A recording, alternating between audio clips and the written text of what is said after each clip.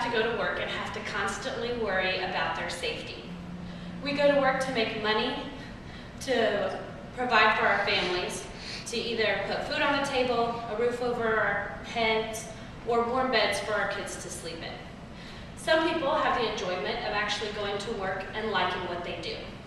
Some of these people are social workers. Social workers do not get paid a lot of money, and a lot of them do the job simply because they enjoy it.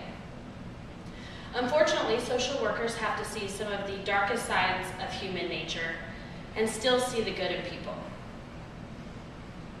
The assault rate on social workers is on the rise, and something needs to be done about it.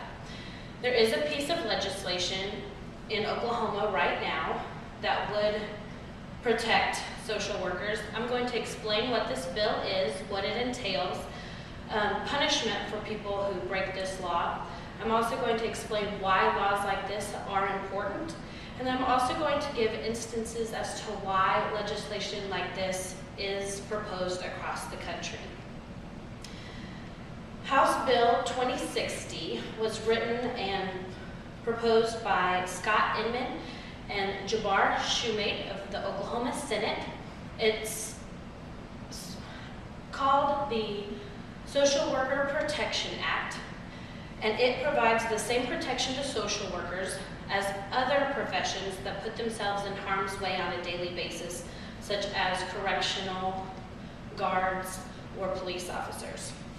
The first thing that will change is the amount of jail time someone who assaults a social worker will have to serve. Right now, the law states that only 30 days. However, this law makes that sentence for 6 months. There will also be a $500 fine implemented.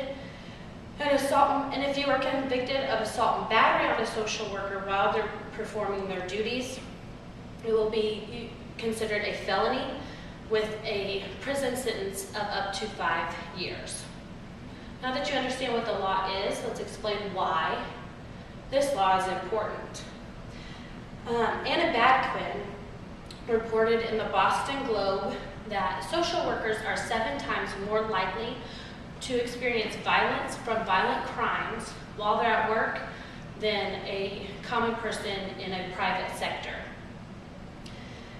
J.J. Kelly in the NASAS News, which is National Association of Social Workers, said that social workers are 70%, that 70% of social workers will experience some kind of threat in the course of their career.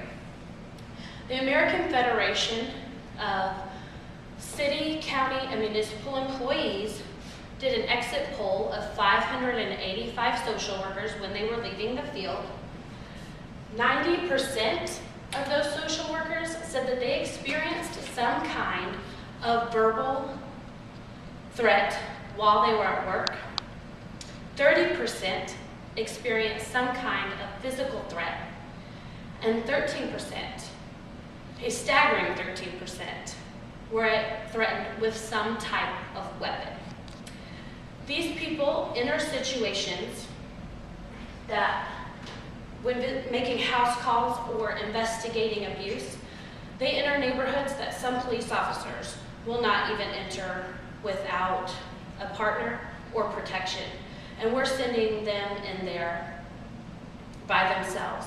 I personally think that there needs to be some type of on-the-job training for social workers that have to walk into these situations.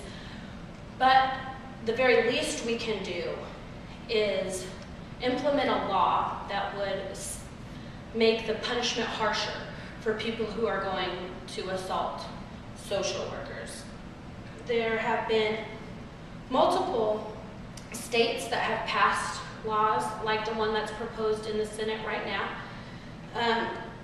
Soturdo pointed out in Social Work Today that some of these states are California, New Jersey, Washington, and Kentucky.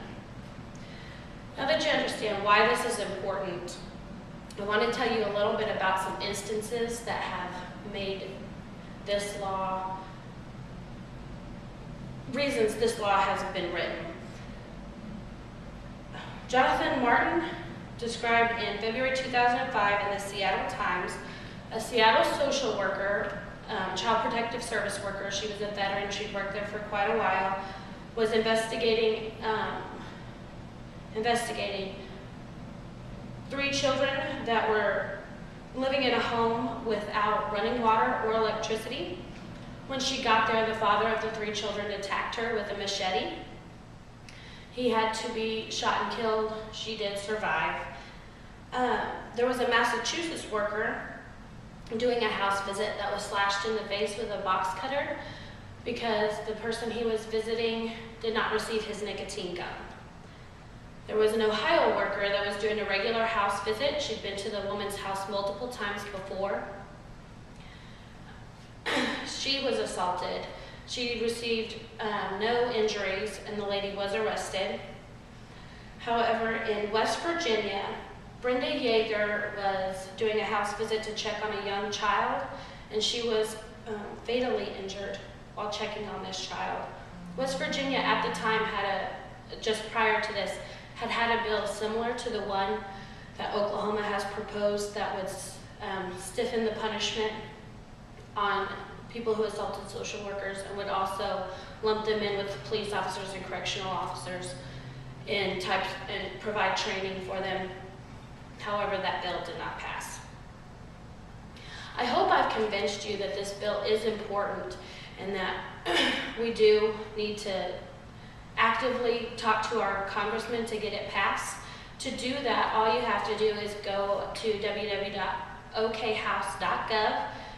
There you can find out who your U.S. representative is and your state, and your U.S. senator. You'll also be able to find your local House representative and your House senators. You can email, you can call, or you can fax, but please let them know that this is important. We do need to show our social workers that we support them. I hope today I've explained why House Bill 2060 is so important. I've explained what the bill has to say, what the punishments will be for it. I've explained why it's important. I've also told you some instances that got laws like this created in the first place. No one should have to worry about going to work and worrying about their safety. But if they do, I hope that we citizens can show support for them by letting them know we will not stand for this and we will punish those who aim to hurt them. And hopefully, those people that aim to hurt them will think twice before ever assaulting a social worker.